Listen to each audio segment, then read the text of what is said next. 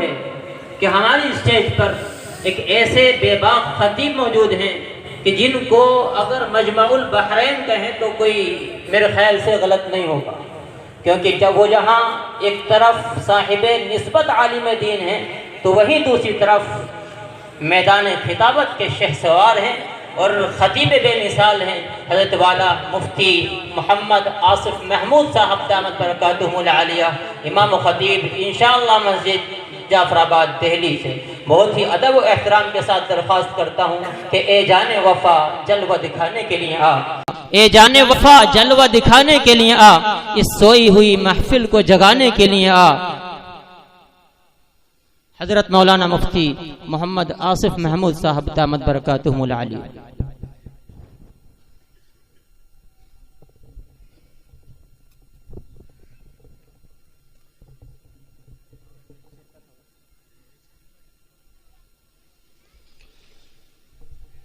अस्सलामु अलैकुम वरहमतुल्लाहि वबरकातुहू।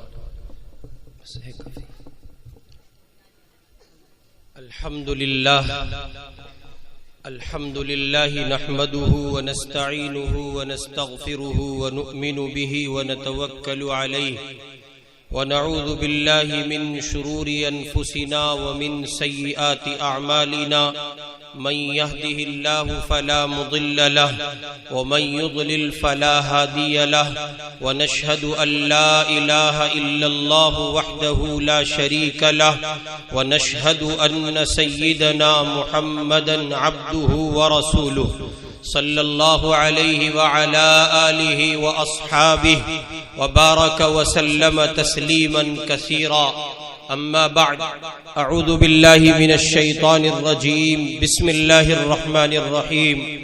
या अय्युहल्लज़ीना आमनू अलैकुम अनफुसकुम ला यदुर्रुकुम मन ज़ल्ल इज़ा इह्तदैतुम इलल्लाहि मर्जिउकुम जमीअन फयुनब्बिउकुम बिमा कुन्तुम तअमलून। सदक़ल्लाहुल अज़ीम। बुजुर्गान मुहतरम, ईमान वाले भाइयों, पसे पर्दा तशरीफ फरमा मुहतरम माए बहने बच्चियां,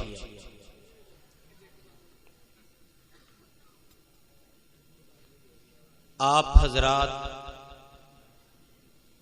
जिस कदर दिल जमई के साथ इतनी रात गए यहाँ तशरीफ फरमा है, ये आपकी जिंदा दिली और आपके शहर के उलमा की बिलखुसूस मेहनत का समरा मालूम पड़ता है। हम लोगों के पहुंचने में बहुत ताखीर हुई, बहुत सवेरे निकल गए थे और बहुत देर से पहुंचे। जाम इस कदर शिद्दत का था। बाहर कैफिए के अल्लाह अल्लाह करके यहां पहुंचे और जब आप लोगों को देखा तो वो मायूसी और वो थकन जिसको दिलो दिमाग महसूस कर रहे थे काफूर हुई।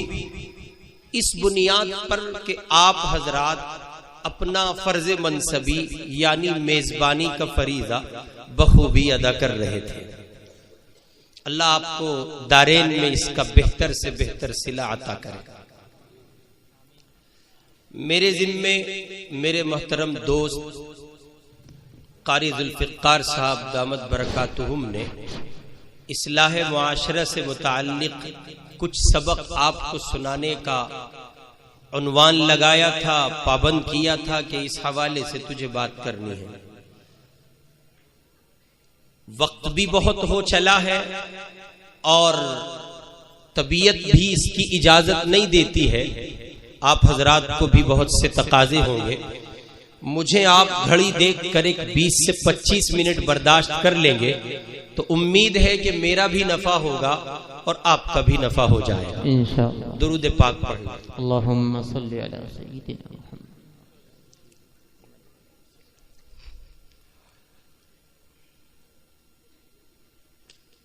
इस दुनिया में कोई कौम और कोई समाज ऐसा नहीं है जो अपने समाज की बुराई के खात्मे के लिए फिक्रमंद न हो। वो कौम मुस्लिम हो या गैर मुस्लिम, ईमान वाले हो या गैर ईमान वाले, वो शहरी हो या देहाती, अनपढ़ हो या पढ़े लिखे, वो अमीर हो या गरीब, हर एक अल्लाह के बंदे के दिमाग में ये फिक्र सवार है कि उसका मुआशरा एक अच्छा मुआशरा हो। उसके समाज में जो लोग बसते हैं और जिन इंसानों से उसका समाज आबाद है, हर एक की ये चाहत है, ये फिक्र है कि वो सालिह इंसानों का मुआशरा और समाज हो। उसके लिए अपनी अपनी सलाहियत के बकद्र अल्लाह के बंदे हर एक समाज में, हर एक कम्युनिटी में अपनी अपनी मजहबी तालीमात की रोशनी में हत्तल मकदूर कोशिश भी करते हैं। मुसलमान चूंकि अपने पास एक ऐसा निजाम रखता है जो अल्लाह की तरफ से अता करदा है, अल्लाह की तरफ से नाजिल किया हुआ है। पैगंबर आजम सैयदुर रसूल हजरत मुहम्मदुर रसूलुल्लाह सल्लल्लाहु अलैहि वसल्लम जिसके लाने वाले हैं, जो अपने आप में एक पर्टिकुलर मुस्तकिल एक निजाम है, जो अपने आप में मुस्तकिल एक हैसियत का निजाम है, जो किसी इंसान का डेवलप किया हुआ नहीं है, किसी इंसान का तरतीब दिया हुआ नहीं है, किसी इंसान के ज़हनी तसव्वुरात और खाकों पर मुश्तमिल नहीं है, बल्कि वो अल्लाह की जानिब से नाजिल करदा उस किताब का हिस्सा है जो क़यामत की सुबह तक आलमे इंसानियत की भलाई के लिए नाजिल की गई।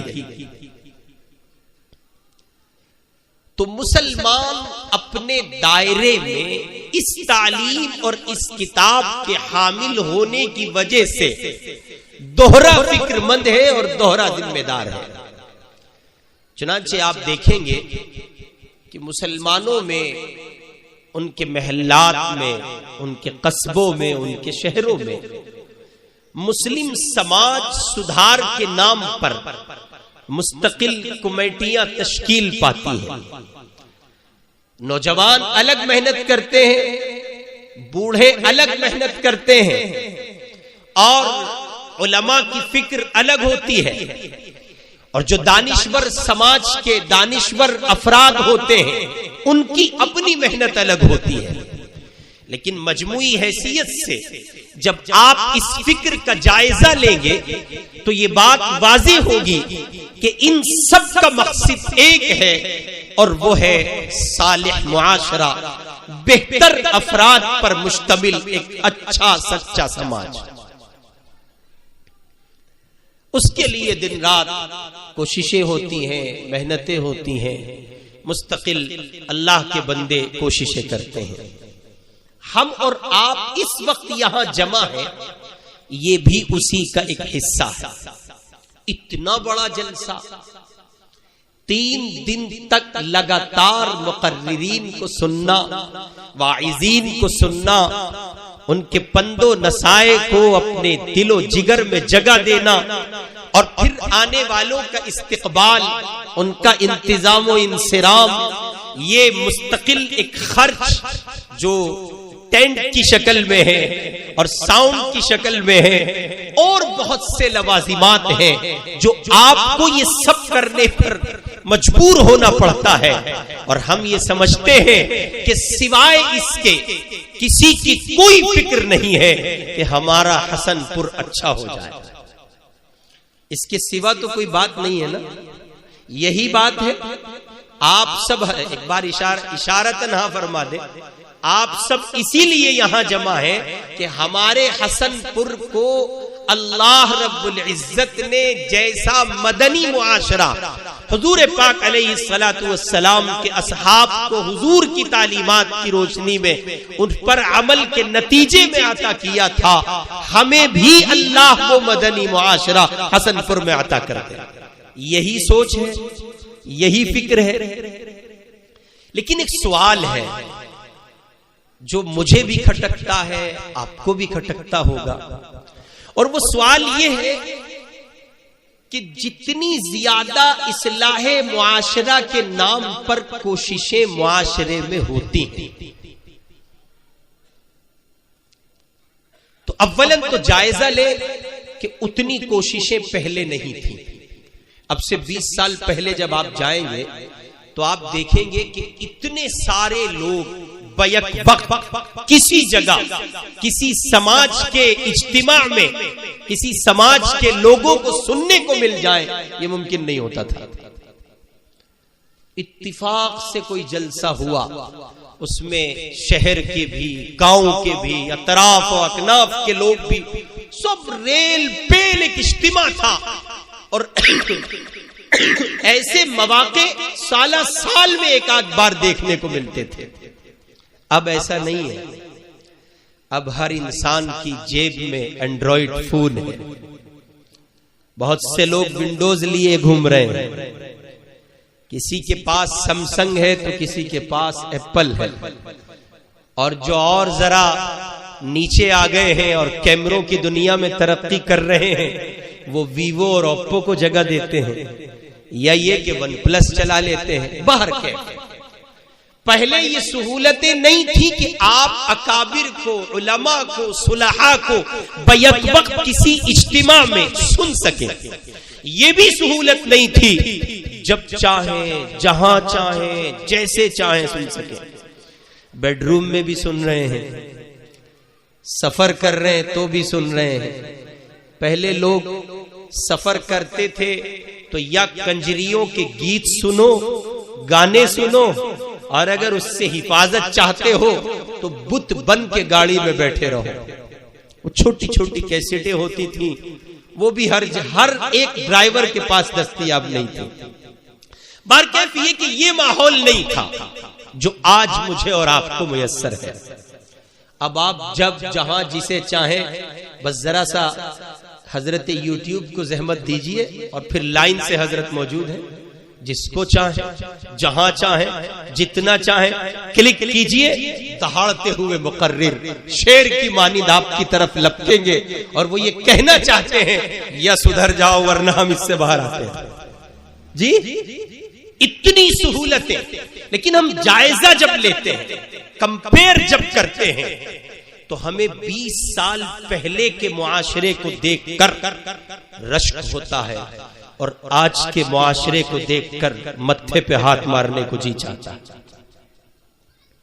20 साल पहले जाएंगे तो आपको सच्चाई मिलेगी, दयानत मिलेगी, अमानत मिलेगी, लोगों के यहाँ छोटों पर शफकत मिलेगी, बड़ों का एहतराम मिलेगा, खवातीन की इज्जत अजमत मिलेगी, उनके यहाँ पर्दा मिलेगा, छोटों बड़ों का एहतराम मिलेगा।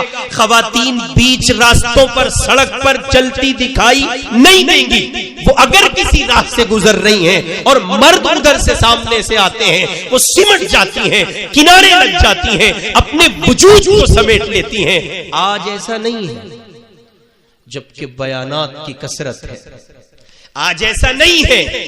अगर आप खाली मकतब फिक्र देवबंद का जायजा लेंगे तो तहरीकों के नाम पर इतना सब कुछ मुयस्सर है।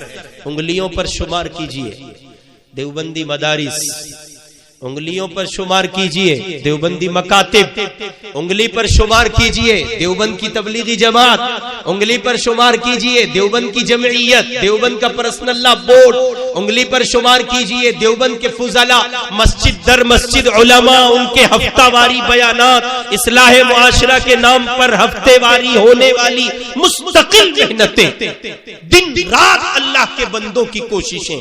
लेकिन जब आप 20-30 साल पहले जाएंगे और 20-30 साल बाद चले आएंगे, जमीन आसमान का फर्क आपको दिखाई पड़ेगा।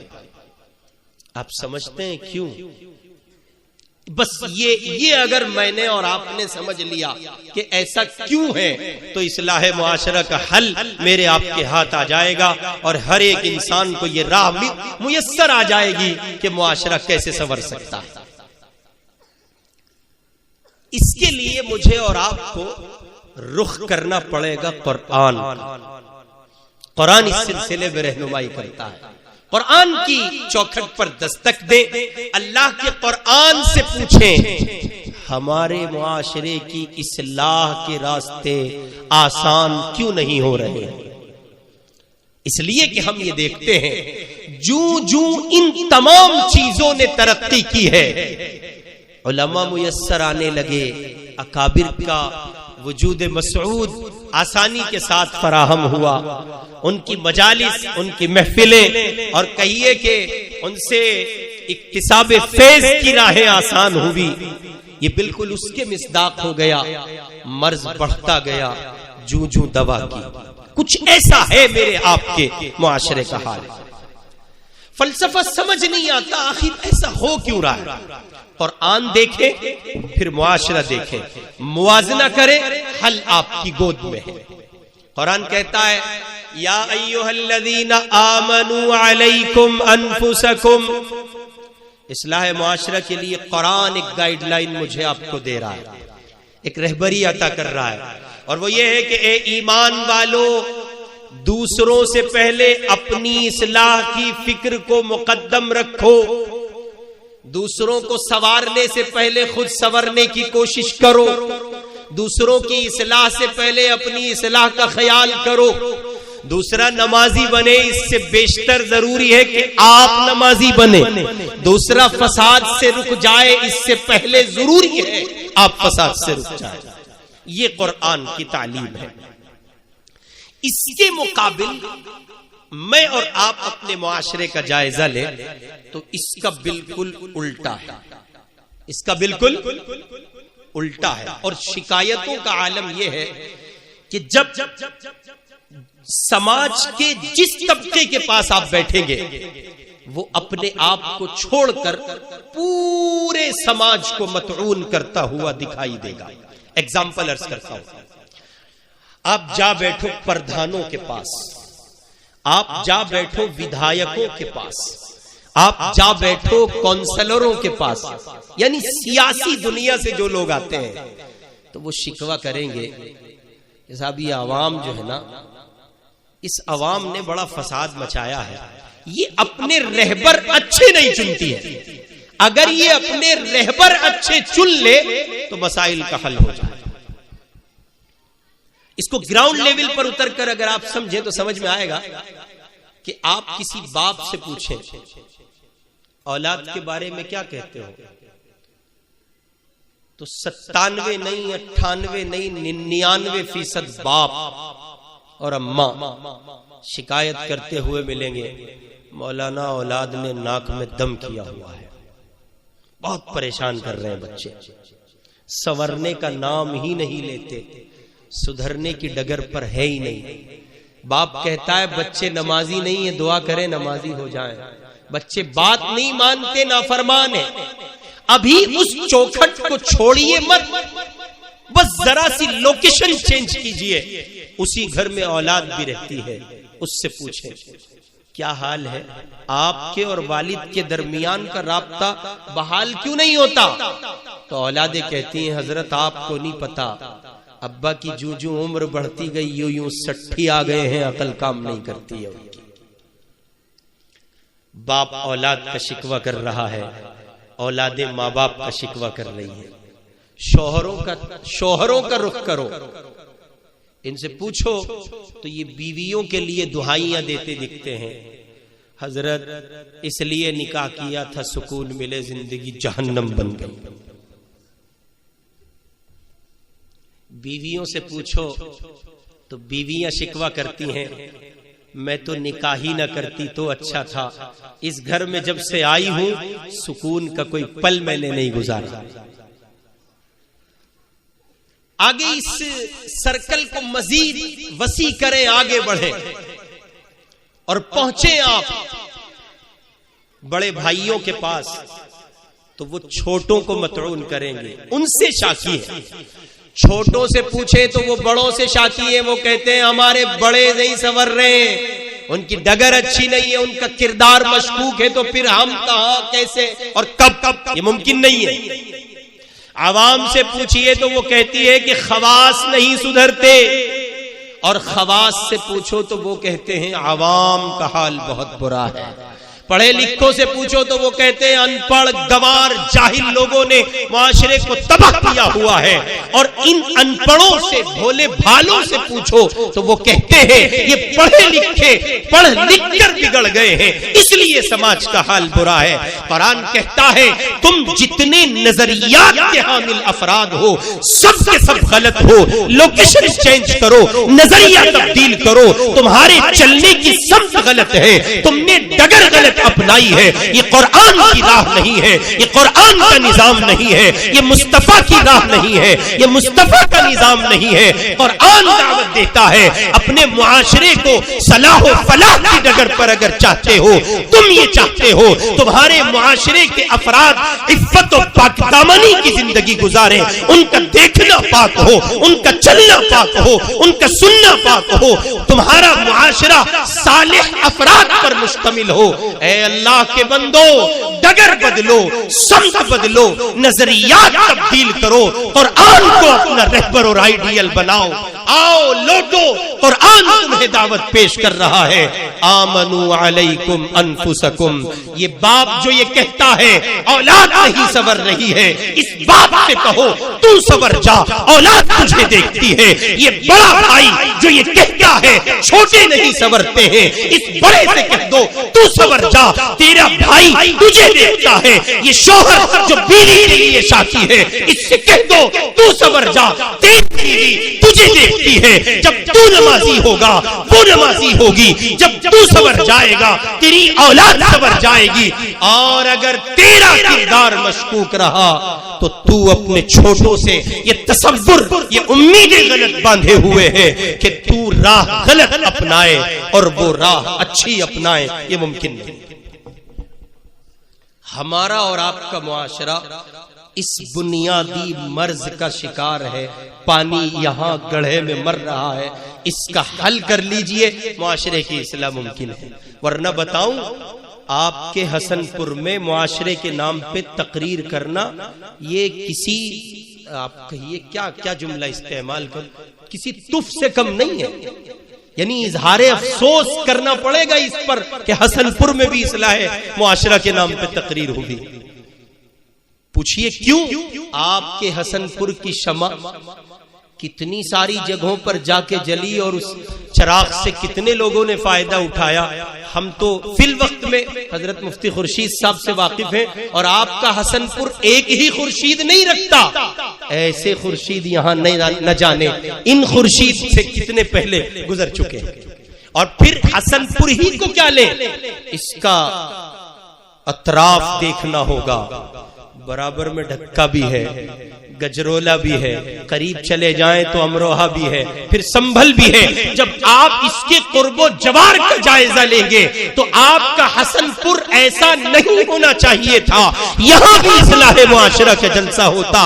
इस हसनपुर को तो मिसाल बनना था, आइडियल बनना था, नमूना बनना था। यहाँ के जवान दीगर शहरों के लिए, दीगर इलाकों के लिए मुमताज हैसियत रखते। लोग उंगली उठाकर ये कहते, देखो अगर सालेह मुआशरा देखना चाहते हो तो हसनपुर की जमीन पर तुम्हें वो सालेह नौजवान देखने को मिलेंगे जिनको देख के अल्लाह याद आ जाता है।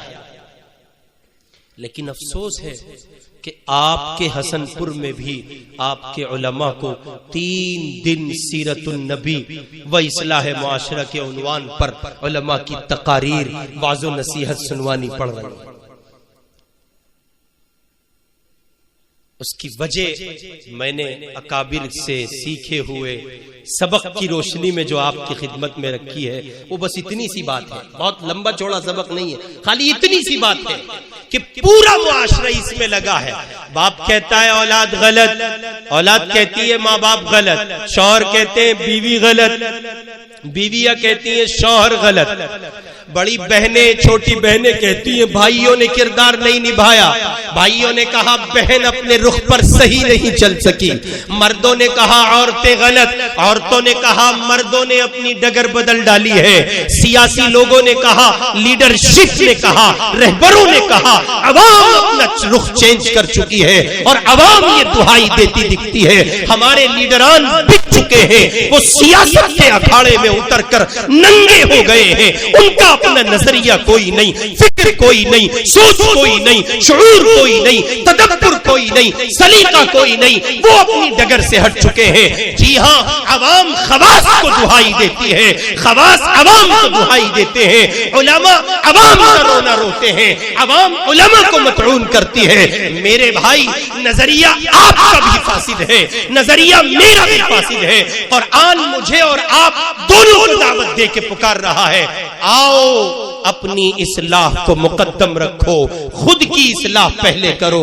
जब तुम खुद को बना डालोगे फिर जो बिगड़े हुए अफराद हैं उनके बिगड़ने से, उनके फसाद से, उनकी तबाही से तुम्हारी अपनी जात पर किसी तरह का कोई फर्क नहीं होने वाला।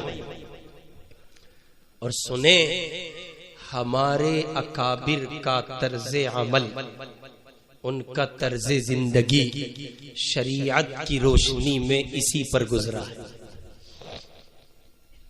और ये बात सिर्फ